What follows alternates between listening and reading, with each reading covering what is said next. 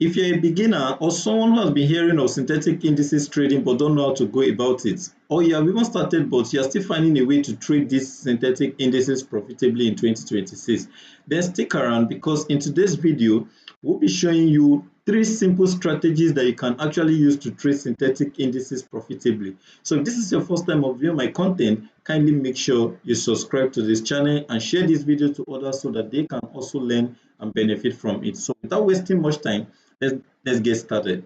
Now, to trade synthetic indices, there are some things you need to understand about it. If you are new to trading, it is important to know that synthetic indices are algorithm-driven pairs that behave like the real world forex market. What do I mean by this definition? It means that synthetic indices are not affected by fundamentals, meaning economic activity does not affect synthetic indices, just like in the case of normal forex market. Okay, so you have the liberty to trade this pair 24 hours of the day, but the most important thing is for you to understand simple strategy that you can actually use to make consistent profit. So these strategies that I'm going to explain to you may not be something that is entirely new, right? But it's just that a lot of persons are not using it the right way. So we are going to start with the first one, which is one of the most popular strategies in trading that every beginner would have come across, which is called the support and resistance strategy. Now, it's sounding familiar, or you might say you know these things, but the most important thing here is a lot of persons are misusing this support and resistance, or they are not trading it the right way. That's why you need to stick to this video, as I will be showing you the criteria that will help you to identify a good support or resistance level, right? So now, what is a support? Suppose you have a market that is trending towards the upward direction in this manner, right? A market that is exhibiting this type of behavior.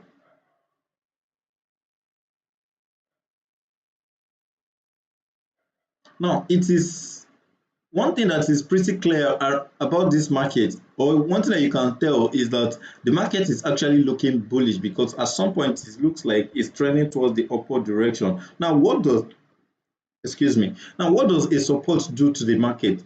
A support is that area in the market that prevents price from coming below, right? Now, if you notice what is happening, as at the point where price gets to this particular point, there was a reversal to the upside.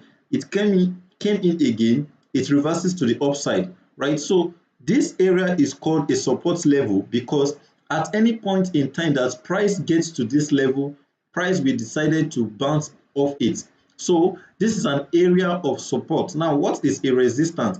A resistance is just a level that prevents the market from trending to the upward direction. For example, if this support level eventually broke below this line, what happened is this line has now turned into what? A resistance. And what is the work of a resistance? A resistance is just there to prevent the market from trending to the upward direction, right? So you see that at any point price gets to that level, there is always a reversal to the downward direction. So that is what resistance does to the market. Okay, so now that you have an idea of what support and resistance are, how do you properly trade them? How do you use them effectively to make trading decisions? So let's look at the criteria that makes up a good support or resistance level. Number one criteria is that there has to be minimum number of 2 touches before you can think of making a trade entry. Now, I'm using schematic to explain this. So I'm going to show you a chart illustration of all the explanations I'm giving, but make sure that you follow through so that you will not miss out on anything that I'm going to say in this video. Now, like I said, the first thing is there has to be minimum of 2 touches before you can say you have a valid support level. That means that if you have, suppose this is your support level, and then price came to react to this level once here and bounces off it. Now you cannot say it is a support, right? Yes, it's acting as a support because there was a bounce off, but I'm saying that you are not allowed to make a trade decision based on this until price comes back to touch this line again. then you can say you have a valid support level. So if there is a reaction from this and maybe price come in again to retest it, then you can actually start making your trading decision. So this is the first one. The first one you have here is actually something to give you an idea. The second touch is to tell you that this is a strong support level. Then the third touch, that is where you should have your entry from. That is where you should have your entry from. Now, let me tell you the beauty thing about this thing and why I say a lot of persons are misusing this. The beauty thing about support is that when the number of touches are increasing, the support becomes weaker. Now, some persons who think they understand these strategies very well, what they do is they must have seen that price has reacted to this point, this point, this point. In fact, they would have seen like how many reactions, up to like 4 reactions, yet they are still confident to keep taking trade from it. Price came in for the 4th time, they are buying. Price came in again, they are buying. But what they don't know is that the higher the number of time price strike this particular level, the weaker the support level is, and at some point it is definitely going to break. It is definitely going to break. So what are you going to avoid based on this explanation that I'm giving to you? You should always try to make your trade execution from the third touch. After the third touch, I'm not expecting you to take a trade anymore. And that's why as you're seeing this illustration, you see you have the first one, the second one, and the third one, and you see that the move was massive. Now, the moment you see that price come back to this thing to retest it, you will always see that the volume or the momentum at which price is moving becomes very, very slow, right? So make sure that you don't take trade after the third touch. If you miss the third touch, it's better for you to go and look for other opportunities in another place. So the two things I've said in this video that should help you is, number one, the number of touches has to be 2 and you wait for entry from the third touch. Secondly, you should avoid taking trade after the third touch has been made, because when the number of touches increases, the support or resistance level becomes weaker. Now, this is for a support, but if you have a resistance zone and then price came to that particular zone for the first time, you are not expected to make any trade entry, right? The second time is a sign that yes, this is a strong area of support, sorry, of resistance. Then if price decided to come back again for the third time, that is when you take the ride. Okay, so after this, you are not allowed to take any more trade based on this, because when the number of touches increases, it becomes weaker. Now, let me just chip in something. It's not like it is wrong for you to trade the second touch, but it is not that, let me say, if you are trading the second touch, it is always considered to be an aggressive kind of entry. Yes, there are times where I trade the second touch, but I added other things, other ingredients to it to make it, much more reasonable for me to trade. I don't just set order. For example, price came in for the first time, I cannot just come and set a pending order that whenever price come in again, no, I don't do that. If I'm to take a trade from the second entry point or for the second touch on any of these zones, either support or resistance, one key thing I must look out for is confirmation candle. So if I'm to trade from here, I must ensure that I have a valid confirmation candle that will tell me that price is going to move out from here. And one of those things are rejection candle. If I see a very sharp rejection, I will be convinced that okay, maybe there's a possibility that this second touch is going to hold. Otherwise, I will just stay off it. So that's that about support and resistance. Now, the next thing, which is one of the sweetest strategies that I personally use while I started my trading journey, and I use it to make a lot of money, I won't lie to you, is trend line strategy. Now, what is trend line strategy? Trend line strategy is the ability to identify a trend using your ability to identify the trend of the market using a particular pattern. Now, for example, if this is how your trade is moving, you have your trade moving in this direction. Now this is what? This is a bullish market, right? Now if you are trading trend line strategy, all you need to do is to draw a trend. You should draw a perfect trend line. Now I want to tell you another secret about trend line strategy. When you are trading using this trend line strategy, the maximum number of touch also has to be 2, and you are to make your trade decision from the third entry point.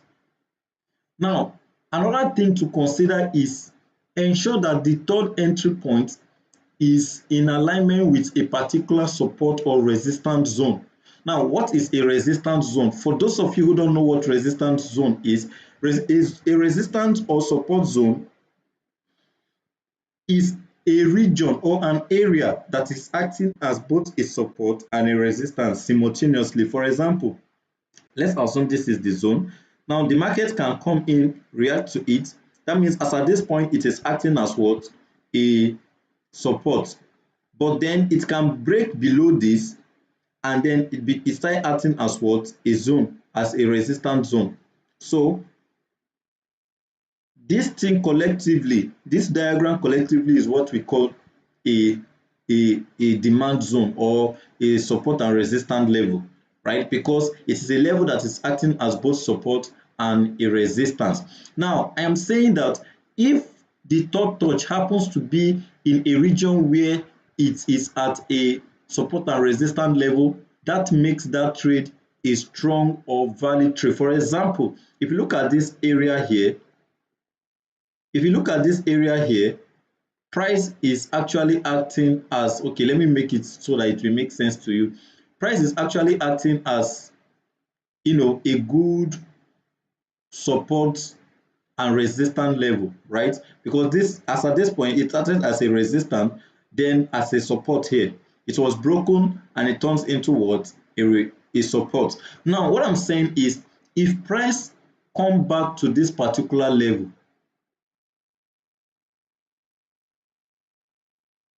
this is a perfect time for you to make your trade entry. If price give you something like this, you will always have to wait for confirmation. Your confirmations are just your candlesticks. So if you have this confirmation, the next thing is to take your trade entry. And what are you targeting? You should always target 1:3 risk to reward ratio, right? So, or you target the nearest high, which is this particular level. So number one, the two things I've said about this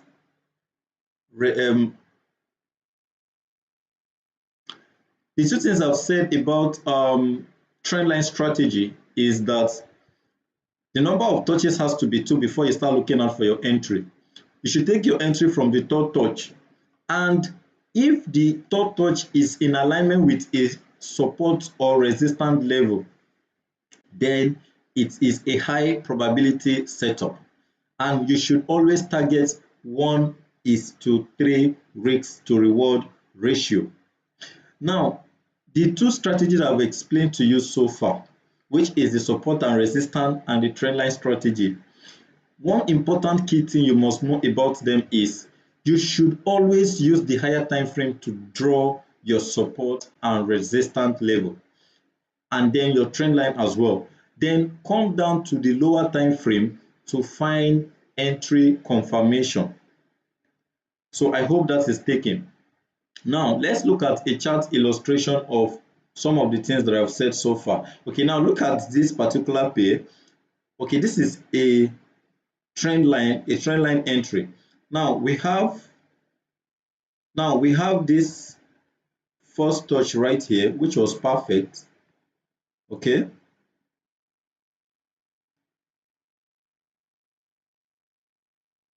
we have no, this is not.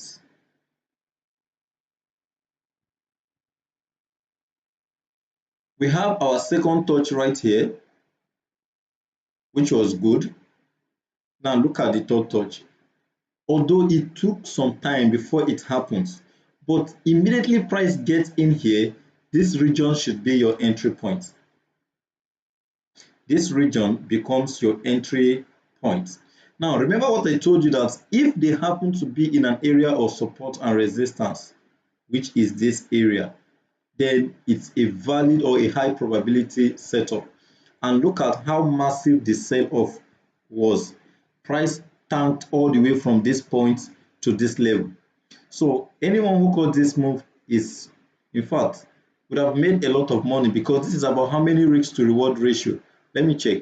If you are entering from here and you are targeting this point, your stop loss is supposed to be slightly above your entry since you are selling. So this is 1:11 risk to reward ratio, which is crazy. This is 1:11 risk to reward ratio, which is crazy. So these strategies actually work for some. If you go down, this is the daily time frame, right? Let's go to the lower time frame. You will see it. You see it playing out in numbers. So let me look for it. There's no big deal about it. If you want to draw it, all you need to do is to join. Look out for how you can join 1 or 2 points together, right? Just look out for how you can join 1 or 2 points together. The moment you join 1 or 2 points together, you can just wait for your confirmation.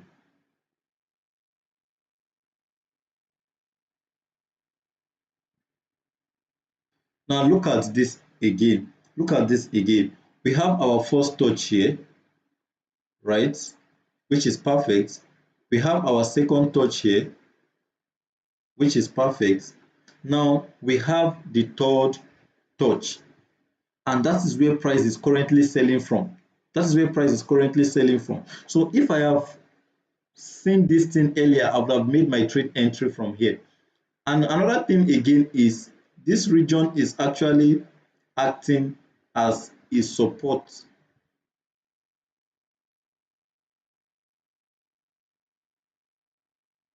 Do you see? This region is actually acting as a support, sorry, as a resistant region. So this is how you apply your trend line strategy. And now that you're entering from here, your target will always be this particular low. So your entry would have been here, and you should be targeting this low. And your stop loss should be slightly above your entry point. And this is already 1:5 risk to reward ratio, which is a perfect one. So I believe you guys understood this particular strategies which I've explained to you. I want you guys to go and practice it on your own. Look at it using different pairs and see how they play out. So I've talked about trend line. Now let's look at support. And let's look at supports.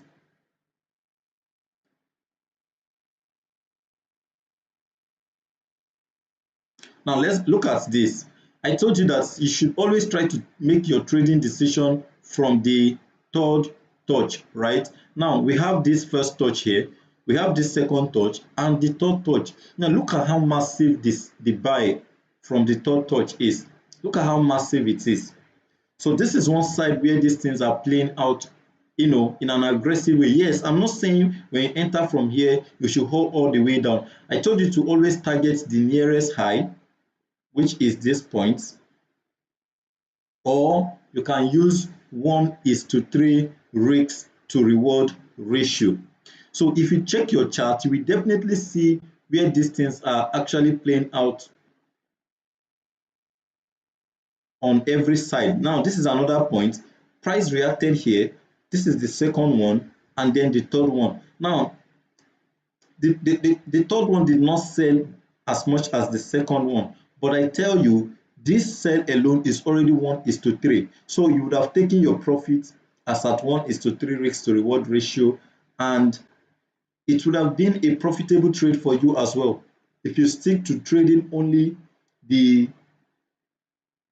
Just imagine, this is already 1:5 risk to reward ratio as well. Now you remember what I told you, that you can even decide to take trade from the second touch, but I said if you want to trade from the second touch, you should always have a very good candle confirmation.